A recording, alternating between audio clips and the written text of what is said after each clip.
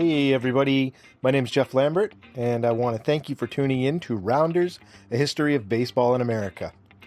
So, for the next 20 to 30 minutes, we're going to be talking about a topic that I'm excited to get into.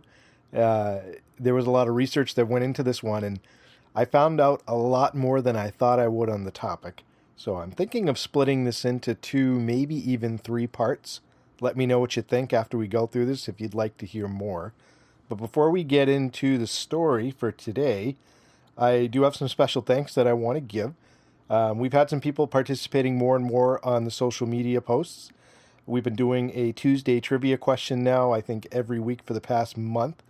The most recent one was a question that asked who the first player to pitch a ball over 100 miles was. And John M. on Facebook and Instagram correctly guessed Nolan Ryan. And we had some good back and forth with some other people who listened to the show about Bob Feller and his supposed 100-mile plus fastball as well. It's an interesting topic to get into, and I think I might do an episode just on that, so we'll see what happens. But overall, John, thank you for participating in that, and for everybody else that left comments on some of those questions that we've been posting. And if you haven't taken the opportunity to follow us on social media, I encourage you to do so. We post something different every day and try to give some interesting tidbits, whether it's trivia or did you knows, player profiles and quotes. So I think it's worth 5 seconds of your time as you scroll through your feed. So check it out when you get the chance. It's at Rounders Podcast on Facebook, Instagram, or Twitter, however you decide to get your Russian bot sponsored news. So also, before we get into this, I'm really excited about the growth of the podcast, and I just want to share with the people that listen.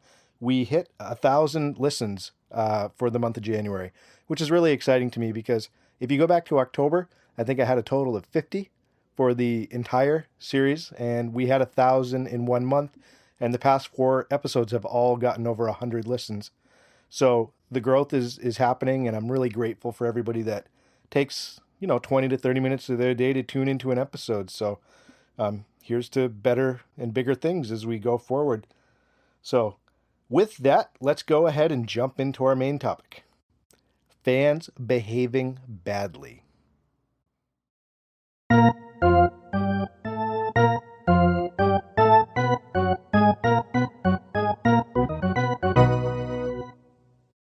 For today's topic, I decided to delve a little bit into baseball's fans and some of the more interesting interactions that have happened at our ballparks over the years.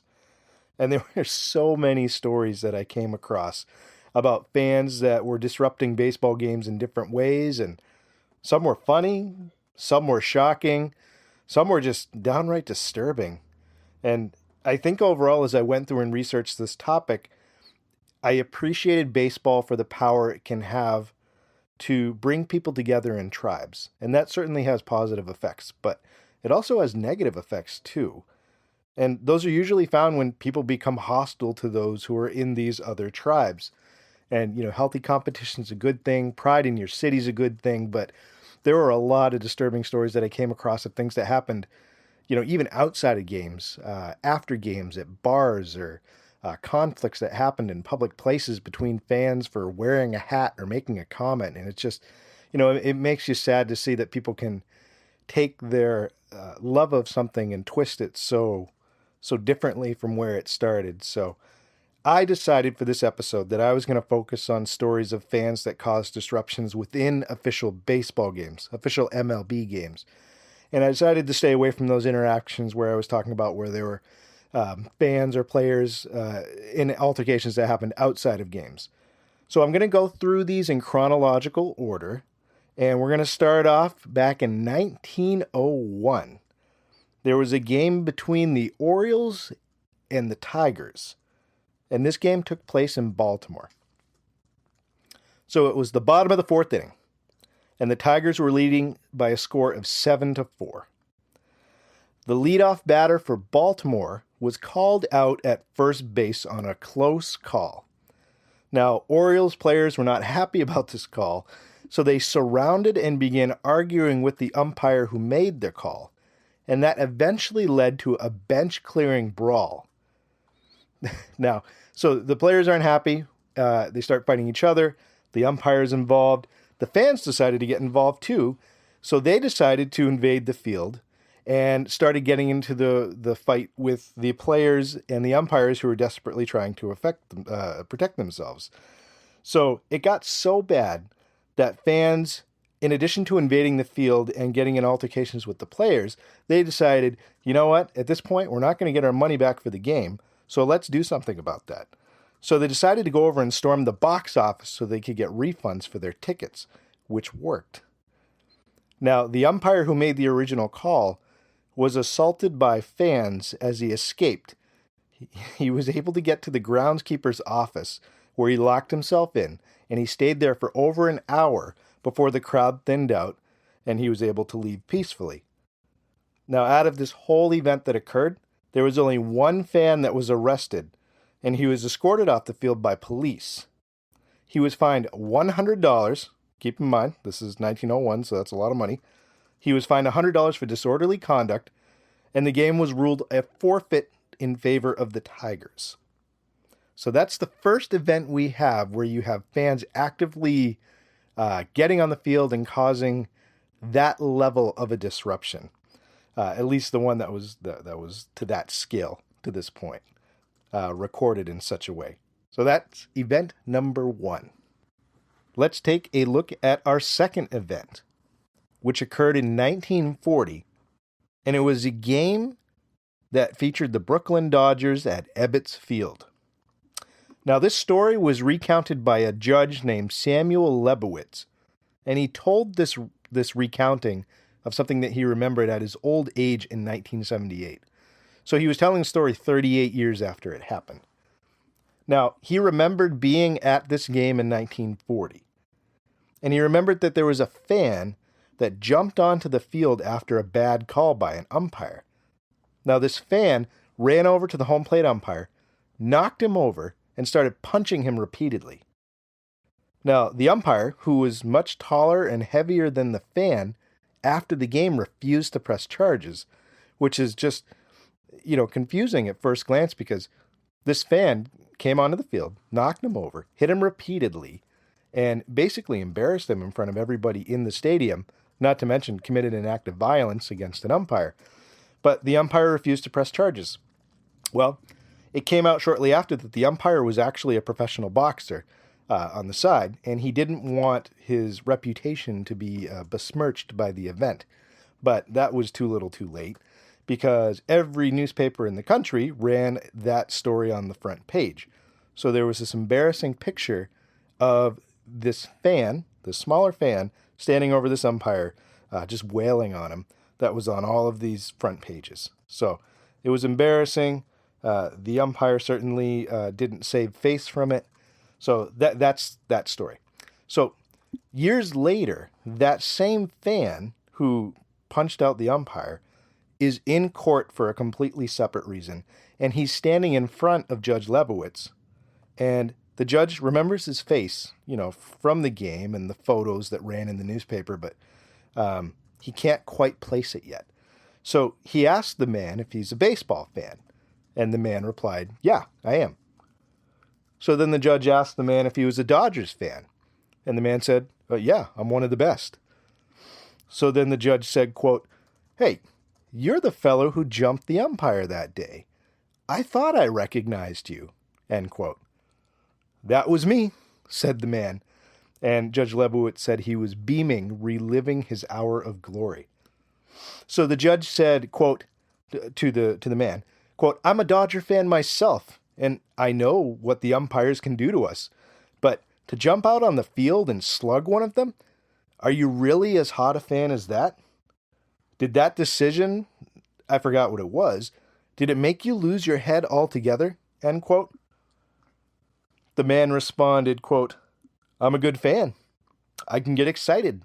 And I was sore that day. I was sore as hell.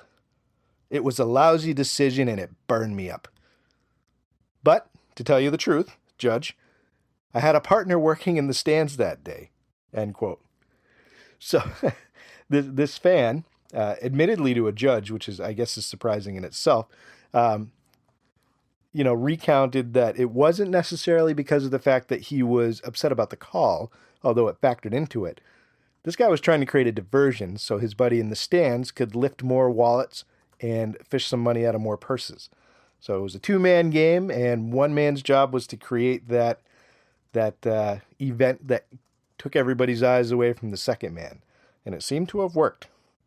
So that's story number 2. So let's go to our third story, and we have to fast forward to 1961.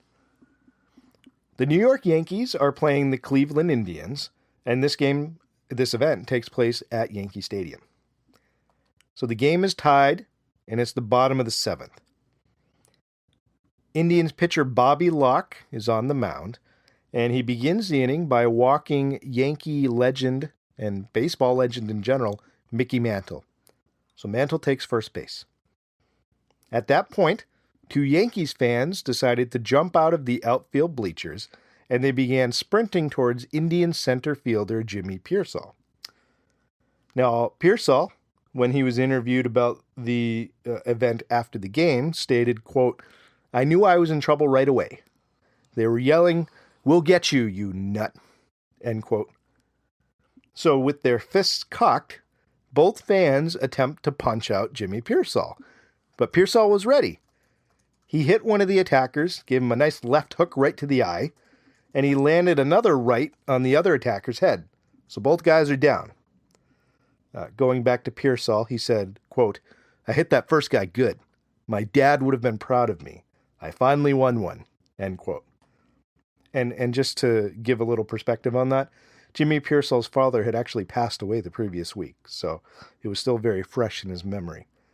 But that wasn't the end of the story. One of those fans that Piersall had put on their back started to get up. He wasn't done yet. So Mickey Mantle, who again is on the opposite team standing on first base, decides to start sprinting towards the outfielder, and his goal is to help Jimmy Piersall. The Indians' second baseman, Johnny Temple, also saw what was happening, and he began to sprint out to help take that fan down. Now, Mantle and Temple were both successful in subduing that fan, and the police arrived shortly after, and they took both those fans into custody. Piersall was obviously grateful that his rival, Mickey Mantle, decided to step in and help him like that. And he said in that later interview, quote, "Mantle really showed me something. He could have been hurt, but he wasn't worrying about his home runs then. Did you see how my teammates rushed out too? I found out who my friends are," end quote.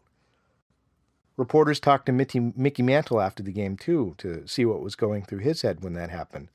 And Mantle responded by saying, quote, "Sure, I was going out to help him. Those people have no business out there," end quote.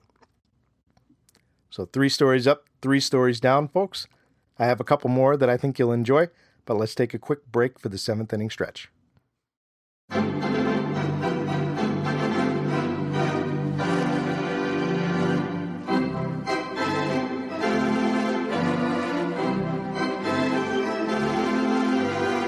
If you're enjoying the episode, please take a moment to follow us on social media.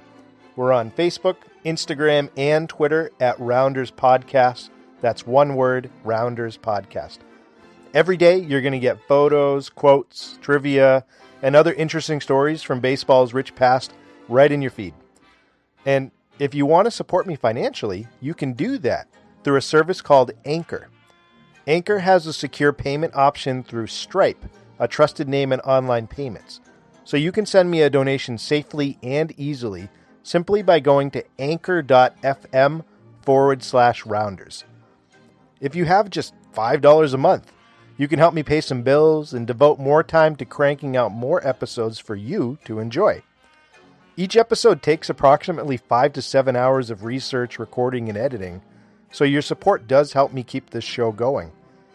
People like donors Daniel S. and John A., they both just contributed $5 a month. Guys, thank you so much for your support. I really appreciate it. And with theirs and other people's donations, I'm currently saving up to buy a mobile-compatible microphone so that I can record while I'm traveling. So that's where your current donations are going to help me most. Again, just go to anchor.fm/rounders. A link is available in the show notes. That's all for now. Let's get back to the show.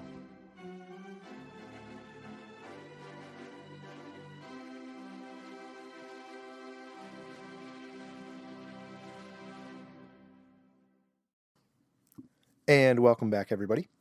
So let's go to our fourth event that I have researched meticulously for you to enjoy. The year is 1971. There is a game between the Washington Senators and the New York Yankees. And the game takes place at Robert F. Kennedy Stadium in D.C. This was the last game of the 1971 season. Not only was it the last game of the 1971 season, it was the last game ever for the Washington Senators. See, the team had been sold. They were moving to Arlington, Texas, and they would eventually become the Texas Rangers. Now, I have to insert this. DC fans, I had no idea your pain. I am sorry. There were 2 Washington Senators teams that were relocated in the span of a decade. The first one went to Minnesota, and they eventually became the Twins. And the second one, again, a decade later, was shipped off to Texas. So there was a lot of heartbreak happening here when the second team was announced that they were going to be leaving. So I guess in a bittersweet moment, 14,460 fans ended up going to the park to see the game and I guess to say goodbye to their team. Now, the New York Times ran an article after the game, and I think they summed up the mood very well. They said, quote, "The fans present were a combination of mourning for their departed team and a mass loathing for the team owner, Bob Short." End quote. Now, there were banners hung all around the stadium that said things like, "Short stinks," and worse things that I can't necessarily say because I don't want to mark this as explicit, this episode, so we'll just leave it at that. But there were also dolls that fans brought into the stadium that were turned into these Bob Short effigies. So the mood wasn't kind towards this owner. I get it. I understand why. But there was already kind of this underlying just hatred for what was going to happen at the end of this game, which was the end of the Washington Senators. So fans were just beyond mad at the team owner, and they kind of saw this coming. I mean, they went to the ballpark for a reason. It wasn't to give a nice send-off. So the fans also had a little bit of an inkling that this was going to happen before it was announced because Short had actually had the Washington Senators go play a couple exhibition games down in Arlington, Texas, before he actually announced the sale. So it was kind of salt in the wound there. So let's get to the actual game. The Senators, they rallied from being down 5-1, and they took a 2-run lead into the top of the 9th inning. Now, at that point, it's getting to the end of the game. Players, especially who were interviewed after the game, said they could feel like something bad was probably going to happen. This began with a guy named Joe Grisenda.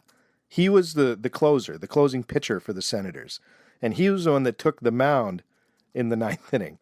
And he said after the game that he felt like the fans were going to storm the field at some point. Ted Williams, who was the manager of the Senators during this time, he actually took out his star player, Frank Howard. He took him out in the 6th inning, way before the 9th. And he told Howard, quote, "You'd better get out of here. It's going to be a wild house," end quote. Now, before going back to Joe Grisenda, the closing pitcher for the Senators, before he took the field for the 9th inning, Ted Williams pulled him aside, his manager, and said that if he got 2 outs, before that 3rd out, before he pitched to that final batter, just to kill some time on the mound, to give time for the players and the staff who were in the bullpen to get out of there and go into the dugout before things got crazy. So there was a feeling that something was going to happen. So sure enough, the 9th inning progresses. There's 2 outs on the board. Grisenda is just waiting for something to happen. The bullpens start to clear out, and the players are getting out of there. The fans are just getting more and more rowdy.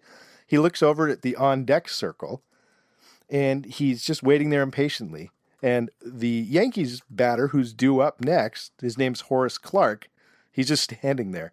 So Grisenda yells to him and he says, "Come on, let's go." And Clarke responded by just turning around, looking at the crowd, and he walked back to the dugout. So, the New York Times article that I mentioned before, they also described the mood at this point with 2 outs and the end of the game in sight. They said, quote, "First it was a few, then it was thousands pouring out." And by few and thousands, they're referring to the fans. Fans started jumping over the bleachers onto the field and just going nuts, knowing that this last out means that's it for their team. Gene Michel, the Yankees shortstop at the time who was watching from the dugout, stated, quote, "It scared you. They were flying over everything," end quote. Let's go back to Grisenda, the Senators' closer. He's still on the mound. He sees fans pouring over the stands onto the field, so he decides, smart man, to get back to the dugout. So he said as he was walking towards the dugout, there was a wild-haired man who approached him as he was trying to get off the field. Now he said, quote, "I kept watching him. I thought I might hit him with the ball, but then he just touched me. He touched me in the chest," end quote. Now, like Grisenda, all of the players that were still on the field were getting into the dugout as quickly as they could. They barricaded themselves down in the tunnel, both teams, and that's just when everything went nuts. So the fans went to work on the stadium, obviously upset with not so much the players, but the franchise and Bob Shorts, and they just did a number on the field. They ripped up all the bases to take them home for souvenirs. Someone even took the pitching rubber. They kicked the sod of the mound down to level with the rest of the grass. They tore up chunks of the outfield grass, I guess for souvenirs. Some fans even climbed the scoreboard, and they took light bulbs out and either threw them on the ground to break them, or they took them home as souvenirs. So these fans just trashed the stadium. It was just almost beyond repair when they were done. The fans were making a final statement, I think. That they were done with their team owner. They were done with losing their second team in a decade. They were just done with being taken for granted. So as they're destroying the field, what are the players doing? They're barricaded in the dugouts. And the story goes that, at least for the Senators, there was a case of beer that was in the dugout, in the tunnel. And the players partook of the beer as they waited for something to happen. And they just kind of hung out. Now, the umpires about an hour later ended up calling the game an official forfeit. And with that, the players were able to sneak out to the back parking lot. Some signed some autographs for some peaceful fans that were waiting back there. And they just got on the bus and left. Now, the Yankees, as I mentioned, because of the forfeit, they ended up winning the game. And whenever a forfeit's called, the official score is 9-0. So the Yankees were officially awarded a 9-0 decision because of the forfeit. So, the Senators lost their final game in Washington, even though they were winning the game with 1 out to go. Now, there was another article that was written the day after the game by Washington Post journalist Shirley Povich. And she said, I think, which is one of the most powerful statements I came across in looking into this game. She said, quote, "For every mourner who made it to the ballpark, there were multiple empty seats to testify that 30,000 other fans had averted their eyes from the scene, shunning it either in indifference to the whole business or in reluctance to give chortling Bob Short one last handout at the highest admission prices in the league," end quote. So that ended the second sad stint of the Washington Senators. And that brings us to one of the most interesting stories I think I've ever researched for this podcast. I knew a little bit about it, but I had never done a deep dive into it. This was a game that occurred in 1974. It was between the Cleveland Indians and the Texas Rangers, and it happened at Cleveland Stadium. Now, for my baseball historians or just fans from Cleveland and Texas, you already know where this is going. I am going to talk about the game that is known in infamy as 10-cent beer night. Now, for those of you who are not familiar, buckle up. This is going to be an interesting one. So, to start the story, you can't start it that night. You have to go back about a week ago, before that game happened. Now, a week before, the Indians and the Rangers were playing a game in Texas. And there was some bad calls that were made. And basically what happened was there was a bench clearing brawl where the Indians and the Rangers players just, went at it. Now, Indians fans especially were still on edge over that incident because it didn't end well for the Indians in that game. And so here we are a week later. You've got Indian fans who are already upset about what happened. The players obviously don't like each other. And it just so happened that the night that the Rangers came to town was 10-cent beer night. Now, the idea was for Cleveland to just get more fans in the stadium. So 10-cent beer night was it was a promotion where you could go to the park and you could get a 12-ounce cup of beer for just $1. Now, just to give you an idea of what a savings that was, a regularly priced beer in 1974 was 65 cents. So, that's a pretty good discount. Now, during this time, you also have to take a look at what the rules were for buying beer. So, for this game in particular, there was a limit of 6 beers per purchase, which is a lot for one person. But that's not even the kicker. The kicker was there was no limit on the total amount of times you could come back. So 6 at a time, okay. But you could go back as many times and get 6 at a time as many times as you wanted. So Cleveland's running this promotion, and we look at it in hindsight and we say, wow, that was a really stupid idea. That's a lot of alcohol into the fans. But this wasn't the first time that Cleveland had done a discount beer night. They had done this years before without any incidents. They even had what was known as a nickel beer day back in 1971. But it wasn't so much it was the alcohol, but it was also the fact that you had two teams that had gotten into a physical altercation just a week ago. And it's like the perfect storm where they're coming to town and everyone's going to get inebriated really quickly. And then on top of that, that game that happened the week before, after the game, there was a reporter who went up to Rangers manager Billy Martin and asked him the question, quote, "Are you going to bring your armor to Cleveland next week?" End quote. And Martin, being the show promoter I guess he was, responded, quote, "Nah, they don't have enough fans for us to worry about," end quote. So, there's some fuel on the fire. So in that week leading up to this game, to 10-cent beer night, you had Cleveland sports radio and Cleveland publications just running everything they could to fire up the fan base and just villainize the Rangers. The Cleveland Plain Dealer, the largest newspaper in the city, ran a cartoon the day of the game in the sports section showing Chief Wahoo holding boxing gloves saying, "Be ready for anything." So that's the mood going into this game. So 25,134 fans show up to the game. And that's twice the number that Cleveland was expecting. Because remember, team's not doing so great this year. They're trying to get people to come in. And based on what the estimates were for previous discount beer nights, they expected half that amount. So you got 25,000 fans. Here we go. So the game didn't get off to a great start. The Rangers very quickly took a 5-1 lead. And that got the fans a little less interested in the game and a little more interested on the 10-cent beers. So people are just chugging in the stands. And the game starts to get more and more unruly as time goes on. The Rangers starting pitcher was hit by a comeback line drive right in the stomach and ended up dropping to the ground. And in response, Cleveland fans started chanting, hit him again, harder, harder." So that's the beginning of fan interaction here as the game quickly descends.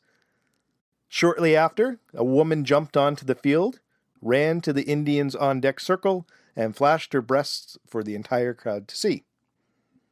Shortly after that, a man jumps onto the field and sprints, fully naked, over to second base. Shortly after that, a father-son pair decided to run into the outfield and mooned all of the fans in the bleachers. So you're getting an idea of how this game is quickly just getting worse. And as time goes on, more and more fans are running out onto the field and causing problems. Indians player Mike Hargrove, who, yes, that's the same guy who later on was at the helm of several successful Indians teams, but he was a player at the time. He recounted what had occurred after that game, and he said that during the entire game, people were throwing hot dogs at him, and they were spitting on him, and he nearly got hit by an empty gallon jug of Thunderbird. Now, this is the mood as we go into later in the game. And the Rangers decided to argue a call where an Indians player was called out on a close play at third base. Now, the Cleveland fans were already upset. They responded to this questioning of the call by throwing objects onto the field. And as that was happening, one fan decided to light firecrackers and throw it into the Rangers' bullpen. So, that brings us to the bottom of the ninth. Now, the Indians had tied the game at 5, actually. And fans were very excited about this, but they were also very, very drunk by this time. So, things were not going well. We've already talked about this. They're about to go just from bad to worse. And it all started with a 19-year-old fan named Terry Yurkic. So Terry decides to run onto the field. We're in the bottom of the ninth. And he tries to steal the cap off of Rangers outfielder Jeff Burroughs' head. Now, Burroughs obviously wasn't happy about this, so he decides to step forward and confront that fan who tried to steal his hat. But as he took a step forward, he ended up slipping and falling a little bit more forward than he had originally intended. And from the dugout, the Rangers, especially manager Billy Martin, thought that his player was being attacked. So, he decides to come out of the dugout and he starts walking towards the outfield. And it wasn't just him. The rest of the Rangers team that was in the dugout, at least most of them, followed their manager out onto the field. And some of them decided to bring some bats with them in their hand. So Cleveland fans, who already hated the Rangers and already hated Martin especially, they came prepared. They see these Rangers players marching towards their fan out in the outfield, so they start jumping onto the field as well. And they came prepared. Hundreds of them. Some had knives, some had chains, some even tore the backs off of their stadium chairs to use as makeshift weapons. They surrounded the Rangers team in the middle of the field, while the fans who were still in the stands started pelting those same players with bottles. Now, at this point, Cleveland manager Ken Aspromonte, he was seriously concerned for the lives of those Rangers players and their manager. So he orders his players, the Indians players in the dugout, to get out on the field and help their counterparts, and he told them to grab some bats as well. So you have both teams of players out there holding bats, and you have hundreds of fans armed with deadly weapons on the field. And from that point, just all hell ensues. So fans and players from both teams start fighting each other with weapons and with fists. Cleveland relief pitcher Tom Higgeldorf ended up getting hit in the head from a flying steel folding chair. Mike Hargrove, who we talked about a little bit ago, said and also documented that he had to fight his way back to his own dugout, and he got in several fistfights along the way.